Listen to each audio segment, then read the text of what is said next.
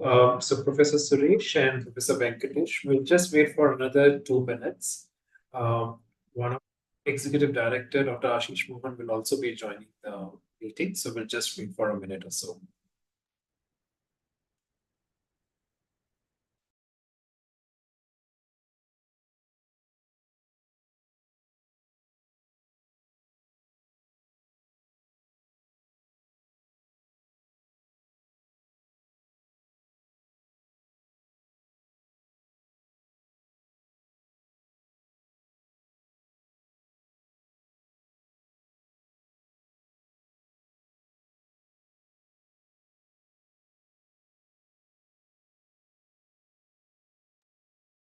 All right. So a very good afternoon to Professor Suresh Sethi, Professor Venkatesh Varala, and Dr. Ashish Mohan, and all the participants who have joined in from industry and academia. A very good afternoon to one and all. First of all, I hope you are am I audible to you, Dr. Ashish, Professor Venkatesh, and Professor Suresh? Yes. Good morning, everyone. Nitish, please go on. Right. So, with the permission of all three of you, we'll have a start of this Design Talk series. So, a very good afternoon to once again to one and all. Professor Suresh Sethi, Industrial Design School of Art and Design, University of Illinois, Urbana Champaign. Professor Venkatesh Varala, Assistant Professor, UPES School of Design.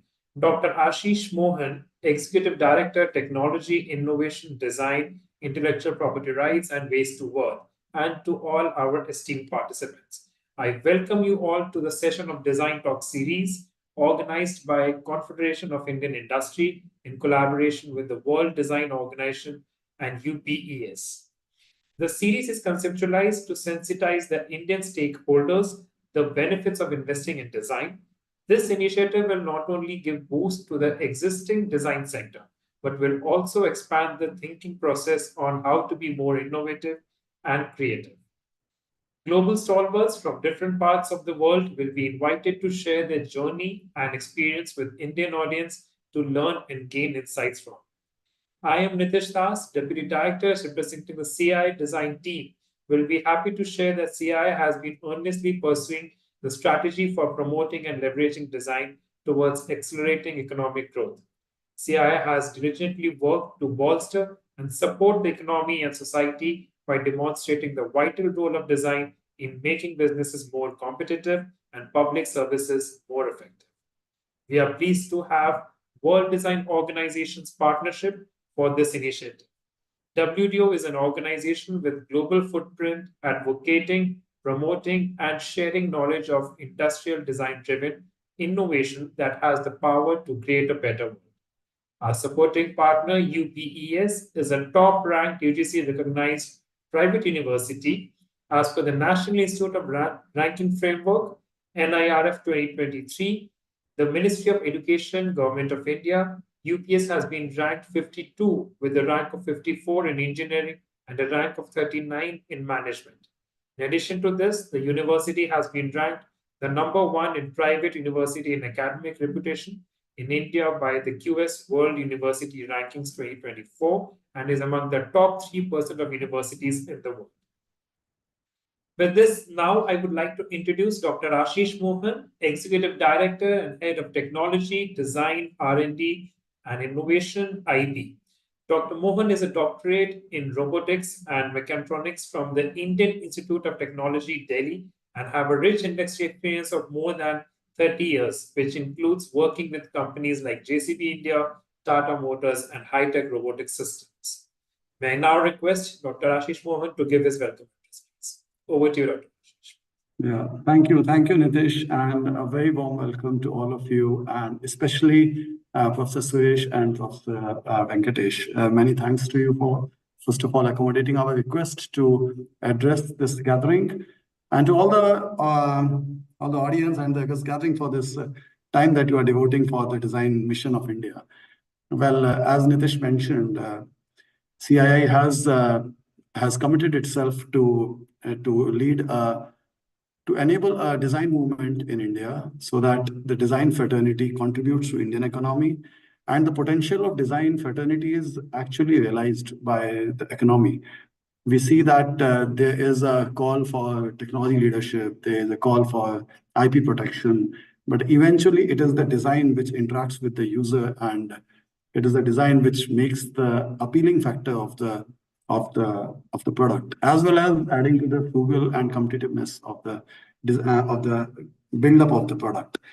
So I have always believed that design has much more potential to contribute in Indian economy, and we are just seeing the new government, and you guys will have to actually see why I joined late was we were into some discussions what are going to be proposals from CII for the first 100 days agenda of the government, and you'll be happy to know that we have been successful in driving design to be an important element in the agenda of first 100 days for the government, for the new government. Design, we really wish to make it a successful movement in India in turning it around. Why the trade basket of India is having more of import than the export? One reason is because we don't have a symbolic design signage like we have Red Dot from Japan or so many others. The school I will not name any in specific, but why India is yet to see any such design signage? Why Make in India is taking its shape, but design in India is yet to take shape. I think this fraternity has so much to do into this. And that is where we thought that interaction of the community with the experts like Professor Suresh and Professor Venkatesh would be indeed useful for the fraternity. So through these talk series, we want that the message of importance of design should be there in the decision-making circles of the industry. Industry is doing its bit, but I think we need designers to enter into the boardroom, and that would actually mean that designers have the power to design the future of the Indian industry. And then perhaps the trade basket equation will be more into India's favor.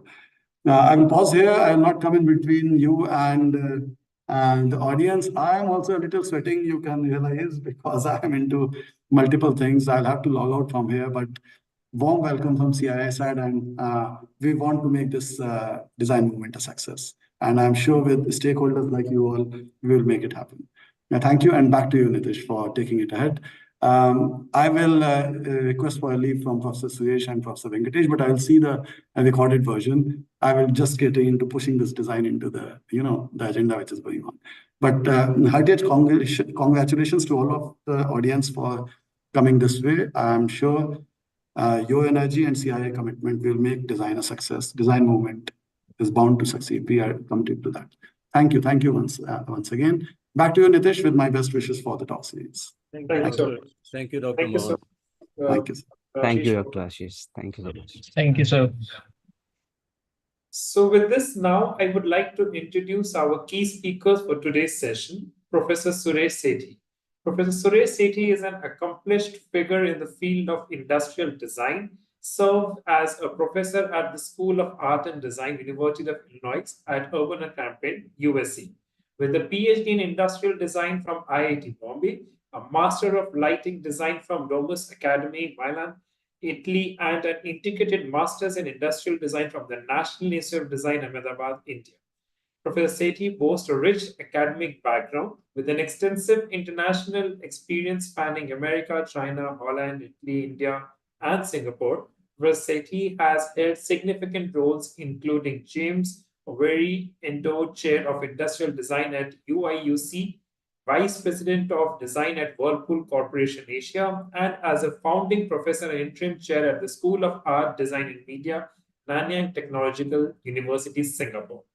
Professor Sethi's design philosophy is deeply rooted in understanding the user's identity and lifestyle, fostering connections between product and user, product and profits, and product and production.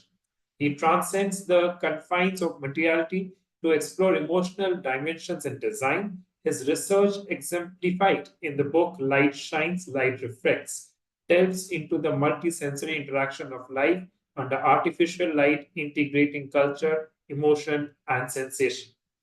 Professor Sethi's scholarly pursuits currently concentrate on investigating the intersection of AI and narratives in product form visualization, showcasing his commitment to pushing the boundaries of design innovation.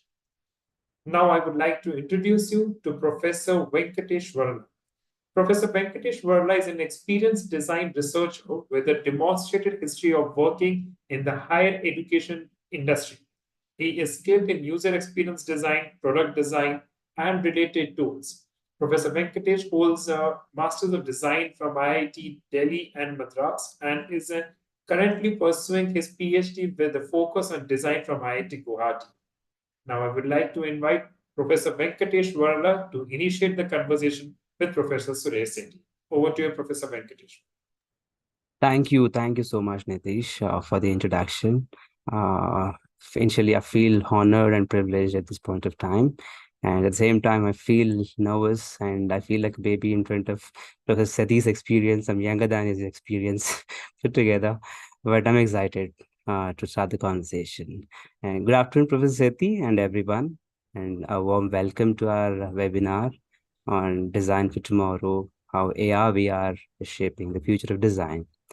Uh, Today, we are diving into a fascinating world of augmented reality and virtual reality, and the transformative impact on the design from considering the fields from architecture to product design to interactive design, game. So AR VR technology is shaping how designers conceptualize, create, and present their work. So now we have a privilege of being joined by our esteemed expert in this field, Professor Sethi, and who brings a wealth of knowledge into this field. So without further ado, uh, let's get started. So Professor Sethi will start with some basic questions, generic questions, since we have a lot of design aspirants in the audience. So we start our conversation with basics, a basic definition of design. So with a broad yet a fundamental question. So, can design be perceived as a method to create preferable futures? Thank you, Venkatesh. Can you hear me? Yes, Professor Sethi, it's loud and clear. Thank you so much for your warm welcome and inviting me to share my experience now. You said something interesting that my experience is more than your age. And I believe that's not the truth because as the world changes, we have to adapt to the changing world.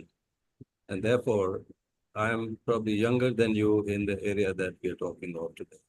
You are more steeped in technology than I have been in my years as a designer. So All right. we are equal. So let's talk as equals rather Yes, than we're both learners as well. So I think we're going to learn from each other in this session as we go yes, along. So your question, can design be perceived as a design method to create future? uh, yes, creating preferable futures. Yeah. So as designers, we visualize products for the future. Future does not exist, as we all know.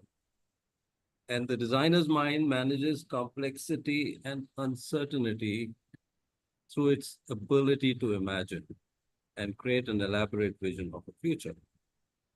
Now, how can designer do that? It's with the abilities to empathize, to be able to see the world through other people's eyes. Now, this is very important, through other people's eyes. And to create solutions that tackle pressing problems and actively contribute to shaping a more desirable world. Now, if that's what is our role, then design can be perceived as a method to create preferable future. So I would say yes, design is a method, a way to create a preferable future. When you say preferable, there's a reason why you say preferable, because we can design from science fiction to a world which is imaginary, which does not exist. But preferable future is what helps the world be shaped in the way we believe is uh, to make the world a better place to live in. So to me, in that sense, preferable word is important in the way we perceive future. Thank you. So it was, yeah, great explanation. So moving on to the next discussion. So traditionally, certain nations perform better when it comes to design, and how do they do it, and how do they integrate design into their life, and why can't India do that? That's a loaded question, but I'll try and answer Yeah. in my Yeah. best ability. Yeah. Now, design excellence stems from multiple factors. Several factors come together to create a nation's perception of design. One big factor is history and culture. If you look at Italy and Japan, Italy's rich artistic heritage and Japan's focus on minimalism are like their design DNA. This appreciation for beauty and function gets passed down, making design a natural part of their identity. Now, nations excelling in design often have robust educational frameworks that emphasize creativity and innovation from an early age. Scandinavian countries, for example, integrate them thinking into their primary and secondary education systems. So they involve people at that level to ask questions, why? Why Right. is the world shaped the way it is? Why should we make the future more preferable? Now, here comes also the importance of how governments in countries actively promote design. And two countries that come to my mind are Denmark and South Korea. They create policies, provide funding, awards recognizing the importance of design in economic and cultural development. So it has to all come together. It cannot be one thing or the other. Like you can always see that India is rich in heritage and culture, and yet Yes. we don't see the design's presence Yes. in Yes. some ways. So countries like Singapore and even India has been trying to have created Design Singapore Council, India Design Council. CII itself is actually playing a big role in trying to push design. You can see that it creates events like this and many more. But importantly, it's how the user, the consumer, is defining the use of design as well. Yes. And the emphasis on quality in innovation, the idea of quality in designing and what we perceive as good design also benchmarks whether the country is showcasing its design ability in the right spirit. Anything can be good design, like any story can be a good story. But why a certain story is memorable, you can look at other art forms, like if you, but so in our country, like in the West, there should be companies like Apple and IKEA that actually recognize design and bring quality products out in the market. So the companies themselves embedding design as the core quality to create products and product lines is critical for consumer to get the best out in the market. I think we in India have not been able to do that because of this many factors that I just stated. If they come Right. together, I think then we can see that country will be able to be perceived as like it's Design. simple. It's simple. When I came back from Italy, having studied there, if if you look at form as a quality in product visualization, we always see the Italian form as something that the whole world thinks if you design in Italy, it has to be good design. Okay. Now, if you look at country like America, where I am right now, if anything to do with technology, when comes out, it has to be an American product. So each country has its own Identity. relationship and heritage, which I think we will get there. I think the efforts that we put in, we today have almost 200, even more design schools. The numbers are important. The numbers of people who are exposed to design are important. And I think that has come late to the country. Just having one institution for almost 50 years did not produce enough designers to push the mandate of design, make in India, designed in India, and not just make in India. Right. So moving on to, you mentioned that the countries that you mentioned, they had a rich heritage. So considering India's rich cultural heritage, do you think we lost at some point of time and we'll have to reinvent the wheel to be at that point, later in design? And what are your thoughts on that? I think we're a young country, although we have long history. We were ruled by other people. So we have to be patient first. We shouldn't be in a hurry. India was never in a hurry, but I Yeah. think we need to learn from that patience.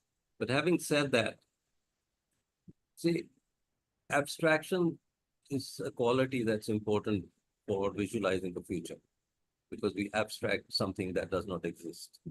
Now, abstraction is deeply ingrained in Indian way of life. And you can see examples very clearly. Indian textiles are a prime example. Right. Millions of intricate patterns are created, just weft and weaves. This showcases a mastery of abstraction, focusing on interplay of elements to create complex visual narratives. It is this very strength of abstraction that led to concepts like the zero and the decimal system.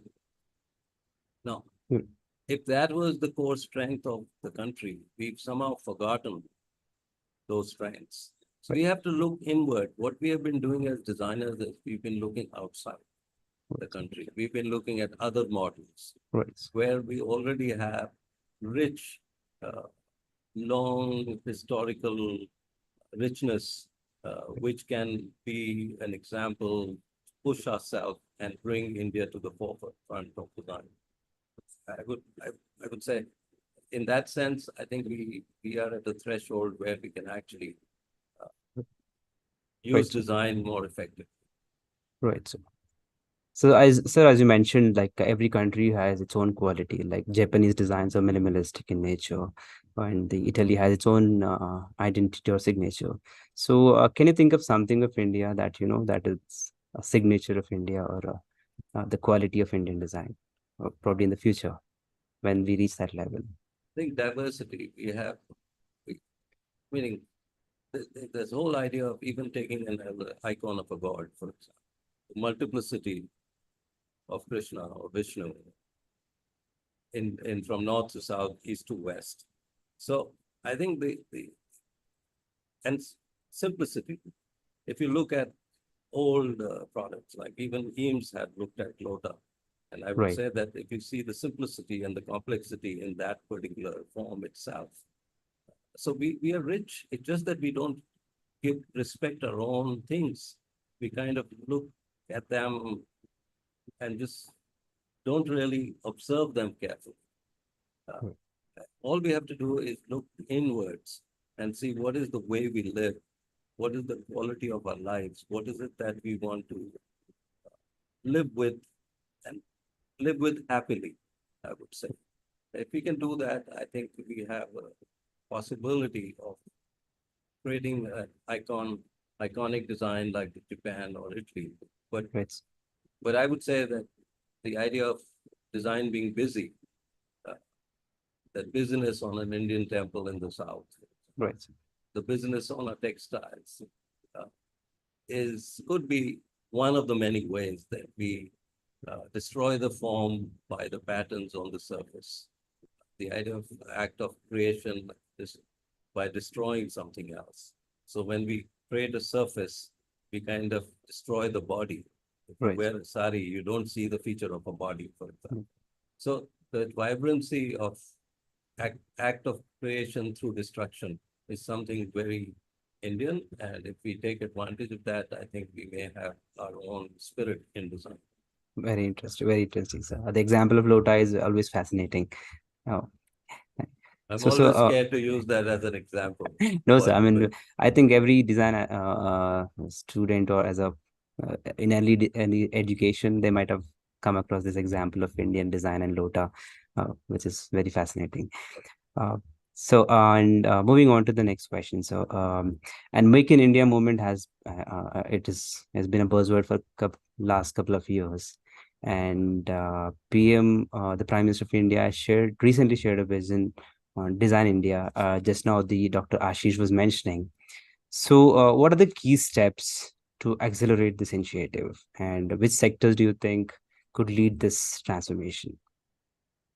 As I said, to become a leader, we need to look within ourselves. We need to harness our strengths by celebrating differences, cherishing traditions, and developing connections that transcend boundaries.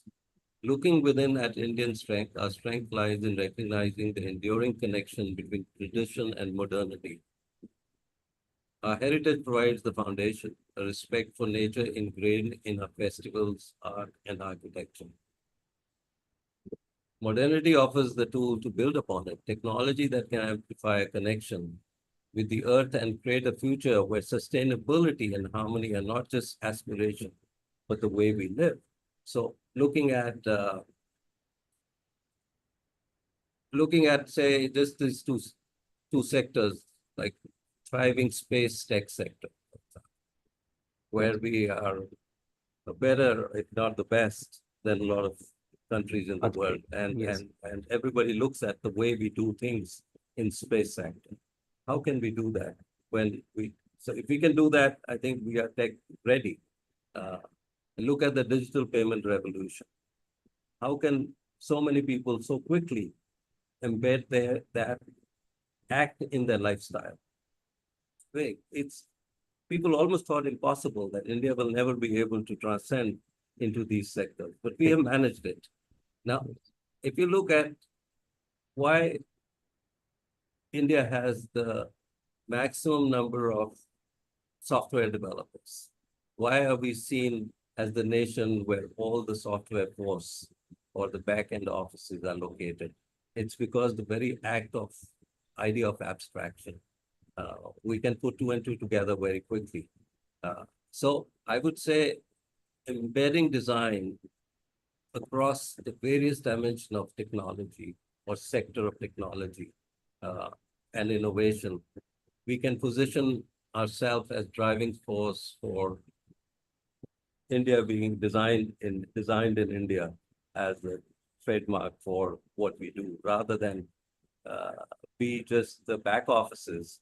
We Right. now need to force ourselves Right. and not stay lazy, but to push ourselves and not be afraid of failing and get into areas where technology becomes the way we live and trade.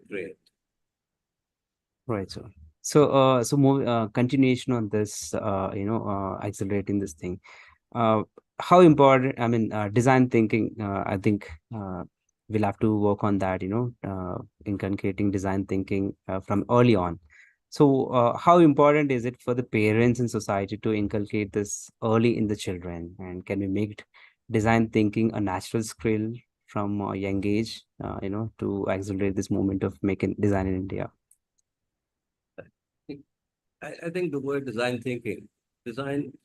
by itself is not just being an artist. It has always been something deeper, more philosophical. When we're talking of drawing, it's not just the skill, it's the way we think. Now, that's part of the design culture. Having said that, I would say design thinking is not an inherent talent, but an acquired skill set. Design thinking relies on empathy, curiosity, and problem solving, all inherent in human traits, because all human beings solve problems. Right. And they are curious. Yeah. We can build on these to develop a design thinking mindset. If these three qualities that all humans have, if we Right. build on that. So imagine design thinking like riding a bike.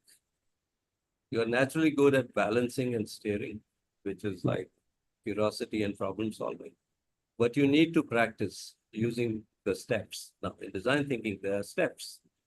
So similarly, when you practice, you can practice riding a bike more smoothly. So it's about how you practice. In design thinking is not as automatic like breathing, like we Right. breathe. It's not that okay, everybody can be designer, everybody can be a design thinker. Is that everybody can drive a car, everybody can ride a motorcycle. Right. So I won't think that that's the way it will happen. But with practice, it becomes second nature. So if you practice, it becomes second nature. You can even make it more natural by starting young and using it for everyday problems, just like learning to ride a bike. So I would say anything can be possible, but it's also about the desire. Uh, Everybody Yeah. doesn't is not comfortable. Yes, makes sense. Yeah. So I Right. I'd say that there are steps in which it can't be that everybody can be a design thinker or a designer, and shouldn't be that way, because design alone doesn't change the nation. Right. We are one of the many, you know. Right. Right. So I would say we have to be cautious when we start saying that that designer will change the world. Still. No. Yeah. All right, sir. So we'll move on to the specifics of the AR/VR, which is the today's topic, sir. Yeah. And the other day we were discussing, you mentioned you were working on AR/VR and as well as the prompt AI. So my next few questions will be direct towards AR/VR and the AI. So, Yeah. so could you please share us your perspective on the current state of augmented reality, virtual reality, or mixed reality in the design industry and its potential for innovations? I would say that any profession, including design, has to accept the way technology is moving and make it as part of what they do. Now, what we're doing at the University of Illinois, Urbana Champaign, is we've set up a center. It's for immersive computing, Center for Immersive Computing. We call it Immerse. And it's an interdisciplinary center where faculty from all disciplines in the university are actually working together. We got a startup fund of $4.5 million. So this has just started a few months ago. We are already working with the medical school, where we are creating augmented reality body parts based on which doctor is going to work on. So there's a lot of work that is happening in that space. We haven't started working on that in industrial design directly, but our students are actually working on projects where they're trying to see the potentials of how we can use it in our own ways of working. Like if you don't have to make a 3D printed product, we can actually visualize in 3 dimension. But that work is still started, it just started. Now, Right. it's also because we don't have the tools like wearing a heavy headset Right. and working with it is not very comfortable. Yeah. So we still at a stage where we're building these tools that become simpler to use, are easier to use, so that it becomes almost natural in the ways we have grown designing. I've also seen that companies like Walt Disney are working on projects that actually facilitate this. They created a kind of a grip, a flooring tiles that grip you so that when you're moving, you don't, it moves along with you. So where you don't have to wear a headset to experience 3D. That's Yeah, you're wearing headset, but then you're not aware of where you are. all So right. it kind of links. So I haven't used it, but I've seen a video which I've shared with my students. I think there are a lot of opportunities right now that are happening. As somebody put on the Samsung has just said, metaverse. Now, metaverse is pushing itself. I think when Google Glass started many years ago and was not successful, and metaverse was not successful because the time was not right for it. Right. I think we are at a threshold right now that we may not have those issues that were there a few years ago, and therefore we may work. I believe that classroom of the future might be virtual. Right. When right now these conferences that we're having after COVID, we never thought that we will teach online. We've been teaching online. Having taught online, we feel that there are some issues that need to be resolved. I saw a seminar recently at our university where Metaverse showed us how it almost feels that the person across is sitting not on the screen, but talking to you in that sense. So the 3Dness, the kind of quality work that they are working on is incredibly uh, real. And Right. I can see that very quickly we're going to change in this landscape. Right. So I believe from our discussion, the next frontier for AR VR is integration of these two fields, AR VR with the AI and spatial computing. Considering the dual nature of AI, where a general fear of losing jobs and potential to time saving, so what are your suggestions for the young designers to adapt to these technologies, and how can they integrate into their workflows effectively? Design landscape represents a spirit of experimentation, of exploration. Uh, in this landscape, there were never ready-made models. When you say future, Yes, sir. it's something that is not there. And therefore, uh, what's most important is that at each stage, the designers have to work with tools that are current, Right. that industry would like them to know, because the reason why industry hires young people is because they're familiar with these tools. Now, to say that AI will take away our jobs or to be afraid of AI, I don't think that's going to happen. And I'm somebody who thinks positively rather than negatively. Right. I always see half glass full rather than half glass empty. So Right. for me, it's about the students actually adapting and accepting this and engaging with these tools. That's important. Right. You can't argue about it. It's like if I don't drive, I cannot say driving is bad. Okay. So we can still treat it as a tool rather than, replacing somebody. So it is a tool. Right. Meaning it's a long way to create a human mind. Right. Okay. It's not even a fragment of human mind right now. Exactly. And therefore, I would say that we shouldn't worry, but we should actually accept and adopt and engage so that we can actually take advantage of what we have right now. For designers who don't use this, will be left behind. Right. I would, Adapt. everybody has their view. This is just one view, one of the many views. So they have to be mindful.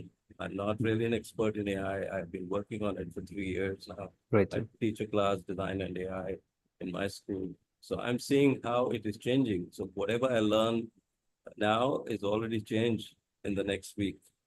Right. So you have to be a constant learner in this space. And if you go into it now, then you probably be a leader in some years. But if you Right. don't accept it now, then you missed the bus. I would advise that people should take advantage of what they have, because everywhere we are on the same level. It's not like they are ahead of us. It's Right. how quickly we can get there is important. So looking at this current state of AI, I mean, still with far way to go. Currently, the student, I mean, we experience this every day. We have courses like generative AI and other tools, but where are we currently standing? As in, creating assets is a painstaking task for designers. Like, let's say, creating a game or creating an environment assets is a painstaking task. And if AI can do that tomorrow, so where are we right now? At what stage are we with the AI, and how long will it take for us to create the models or the assets as we want, and not a copy of something? I would say that we are mixing things. I don't see AI replacing human mind very quickly, That's what- especially emotional part, especially design is a very curated way of working. Right. It's kind of, you have a plan, you have a goal, you have focus, you have limitations. And therefore, putting all that together is what is important in design. You Right. cannot just say that a tool will replace you in that Right. sense. Right. So I would I would be careful in saying that designers will be replaced, or AI will be able to design something. what will AI, if we don't if we don't frame the question right, AI will give you anything. Right. So what we want is what AI is going to give. Framing the question, Right prompts. framing the prompts comes Exactly. from our minds, not from the mind of AI. Of Right. course, there are people who are trying to ask AI to write a book, and it's written a book. AI is going to make a film. It's so quick. If you see how it makes videos by just putting the prompt. So it was always that. As I Right. said, design was not about sketching. It was about thinking and sketching. Thinking. So that thinking part is still going to be controlled and curated by human beings. And therefore, I see AI and other means as tools to help you. And ask the right question, you get the right answer. If you don't ask the right question, you get anything. So ultimately, your ways of looking at design, your ways of what is right and what is wrong, is still not in the realm of AI. Right. Okay, so I would say that engaging with it would be more important, and asking the right questions is more important than to worry whether AI is going to replace us as we move along. And if it Right. does, I think human endeavor, even if it does, I think we have energy and to do other things. Right. I wouldn't be worried at this point. I've spent almost 40 years in this profession, and I have to every time keep upgrade myself to the next level and to be ahead, to be understanding what is changing and how it's shaping me and my life around it. So it's a constant learning process, and I think the only way we fail is if we give up. Right. So. All right. So you say that I mean, in the process of designing tomorrow, when we integrate AI into our process, so we'd have to be a better prompters backed by user research. Is that what you say? No, we always had to be that. That It was way. not something new. Even if Right. you used tools that were like when we started from sketching and we went into CAD, Right. what changed? Yeah. And Makes so yes. and now the CAD has gone into AI. You don't need to sketch, but if you don't appreciate good sketch, if you don't Right. appreciate good form, how would you know that what AI has done is right or wrong? Right. Exactly. So finally, what advice would you give to the student aspiring to become experts in design?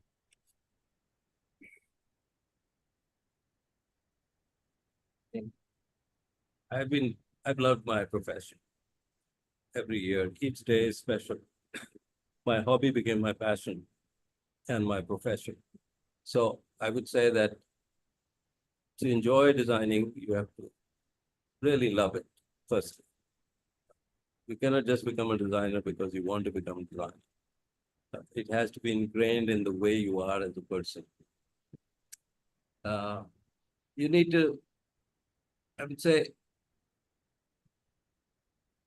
as a designer, you have to be a storyteller. You have to be a good communicator. Right. If you can't communicate why you design what you design, then it will not be able to sell your idea.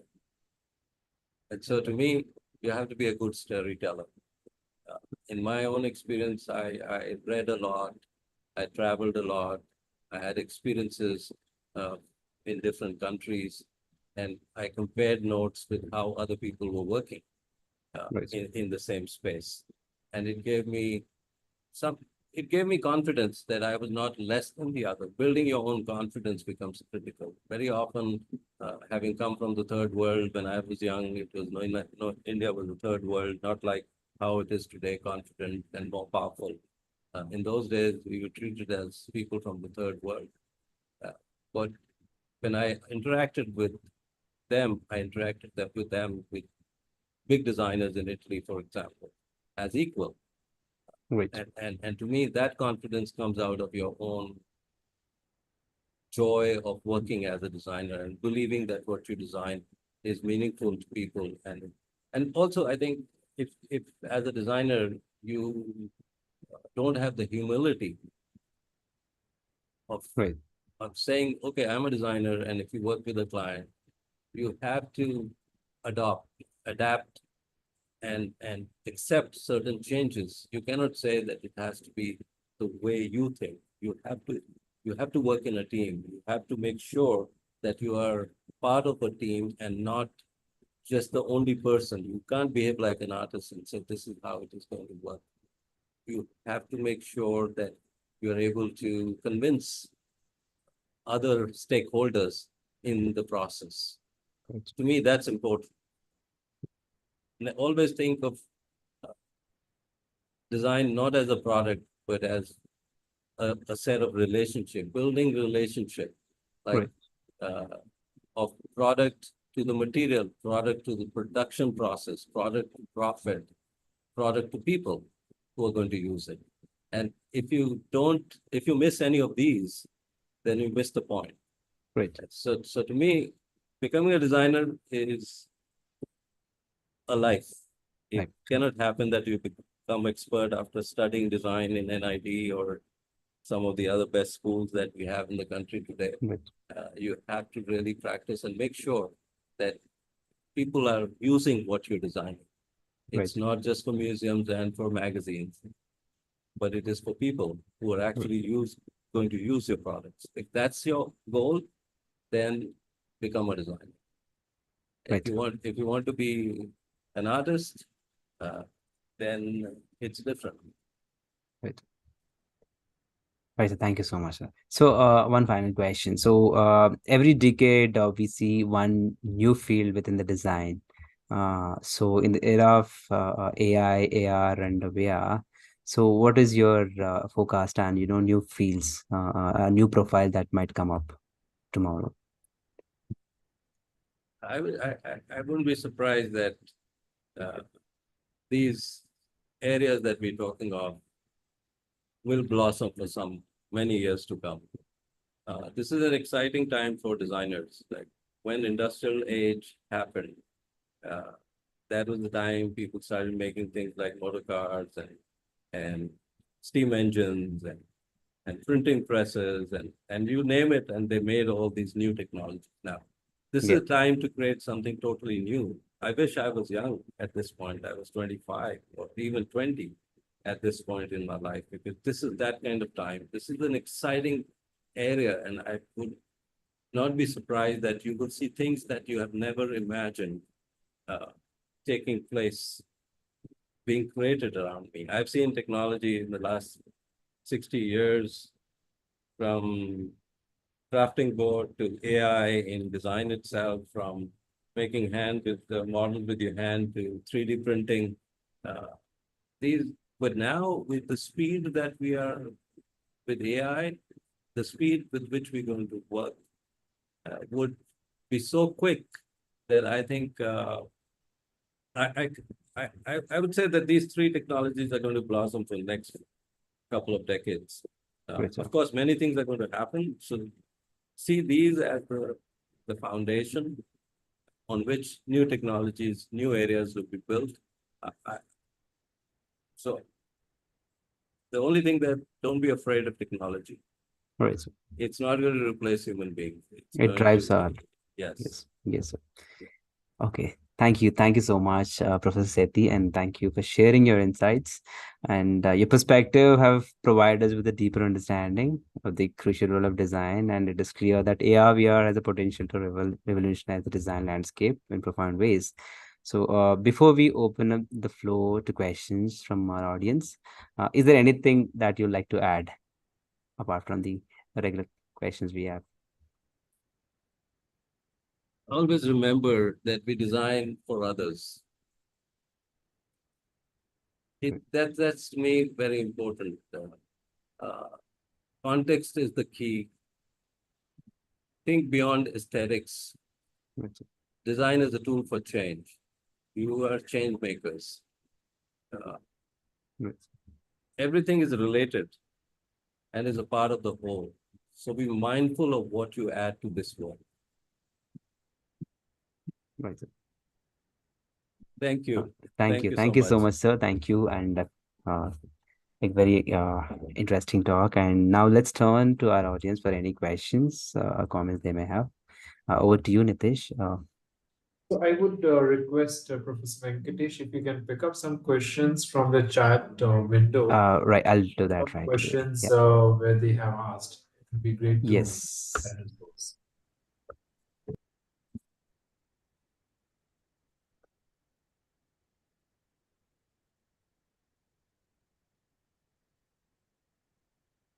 Give me a second. I'm just going through the comments and questions, sir.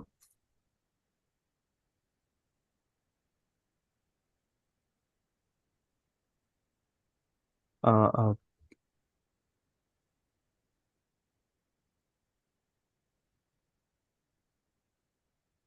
uh, the question from Kaustav. So, sir, do you feel we couldn't develop a strong design language as other countries due to the vast diversity of culture? I wouldn't say that, because we could focus on some of these areas and work on it. I've seen designers like Eto Resources take cues from our country and create movement like Memphis in the 80s.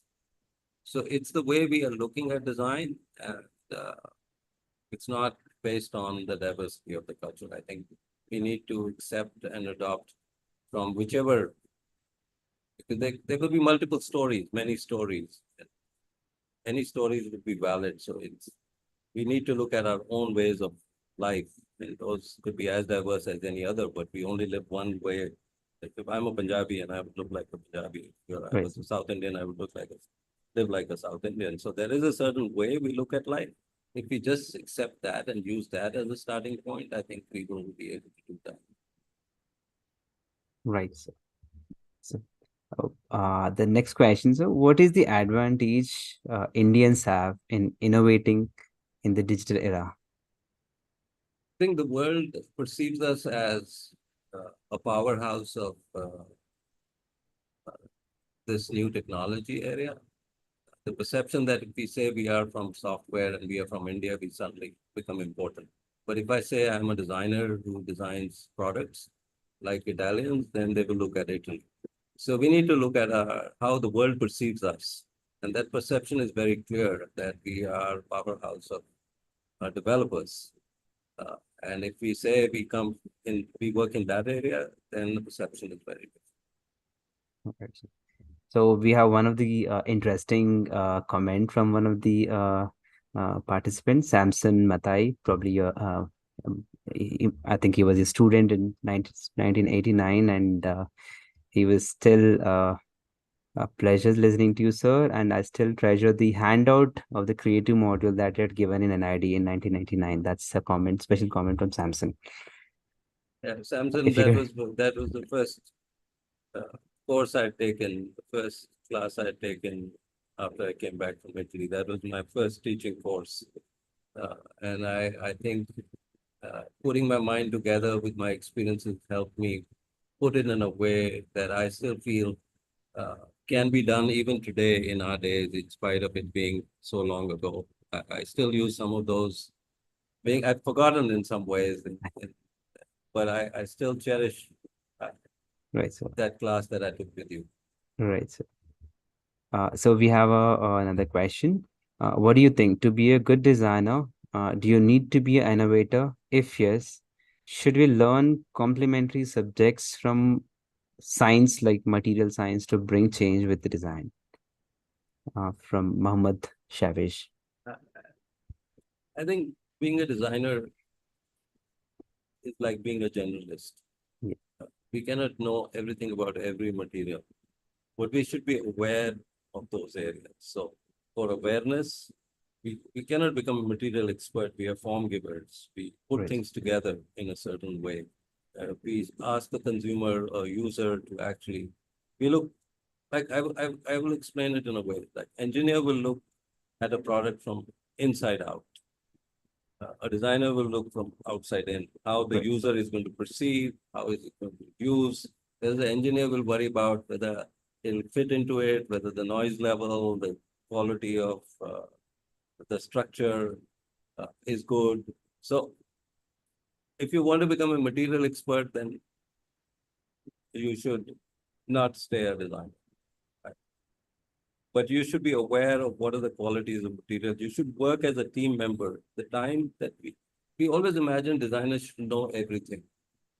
But we have a role to play, and our role is to create a form, give form to a product. Right. Now, we almost undermine our own ability and kind of build everything else around it. We want to be a VR expert, we want to be an AI expert, we want to be an AR expert. But the engineers might be better at that. in some ways. What is the role of a designer is what we need to understand. And the role of a designer is to create a form, put things together so that it becomes easy and simple for people to use. If that's the way we work, then I think knowing about material, I should know about AI, I should know about material, but working in a team is the way forward. If you know what you want in your product, then you should go to a material expert and ask him the question or her the question. Can you tell me what would be the best material to achieve this quality that I'm looking for in my product? That would be my answer. Right. So, with this, we're done with the questions. I think we have one last question. What will it take for India to make a TikTok or a WhatsApp that the world uses? Designers have to move into the digital domain. We need to start dreaming. We need to become dreamers in some way. We need to use our own history in a way which is more contemporary. Mixing tradition and modernity together could give us possibility now. TikTok and WhatsApp are actually user-friendly, starting from the user. Very often as Indians, we are not challenging ourselves. We want to follow certain rules, both given by our families and by our institutions. In some ways, we need to break out of those shackles and kind of free ourselves and dream of a possibility that somebody never imagined about. If we can do that, I think we will be able to move forward. And I think things are changing. I can see every time I come back to India right now, I'm in Bombay and not in the US for a holiday. I see so much is changing. Like in Bombay, if you look at the change that has shaped up in the last 10 years, it's incredible. And same is happening everywhere in the country. Right. So we are at the right time. I think you have to have the courage to push yourselves. And that courage is individual drive that you should have. It's not something a society or a country will Yes. manage. Right. Right, sir. So, moving on to the next question, sir. So, could you tell us what a day is like in life working as a designer? I think I've already answered that. Yeah. Any job, if you enjoy what you're doing, then the day goes by very quickly. If you don't enjoy what you're doing, it becomes a burden. Right. So in my first job in Philips, when I imagined that I'll design big things, I was asked to design a simple tube light, not just a tube light, an end bracket of a tube light. It was very boring. It was very frustrating that, oh, I'm doing something so simple. But when I finished that project and it went out in the market, it made huge profits for the company. Suddenly, I was the best lighting designer in the country because my products were making profits. I realized that even simple things can create a difference Good impact. in the Yes. company. So, and the day you stop enjoying yourself in any job, that's the time to move on. I would say, and that's true not just being a designer, by being in any profession, but in design, at least, what is it? And that my conversation with young students and with my own children who are in other areas is always fascinating. Like being a software developer in a company, you don't know what really is shaping out of what you've done. You may have done a part, you may be one of many in the pipeline, and you don't know what difference you are making to the final object or final product.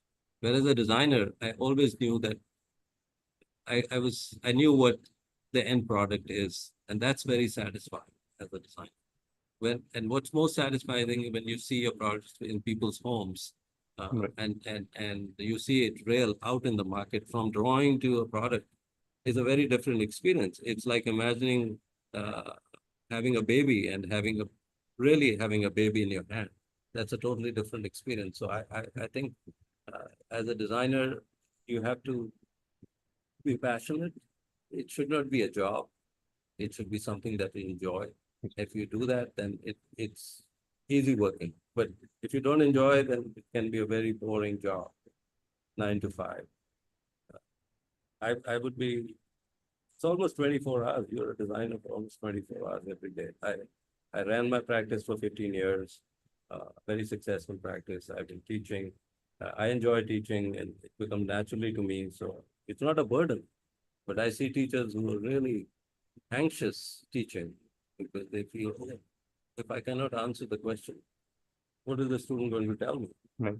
So it's a question all professionals ask and not only designers. So I would say don't worry too much. If you are really into that area and you're enjoying what you're doing, you'll be happy. Always. Right. So I think we're done with the questions, sir. And so thank you so much again. And it was inspiring and I feel honored. And thanks, Nitish, for giving this opportunity to be in conversation with Professor Sethi. And thank you so much. Over to you, Nitish.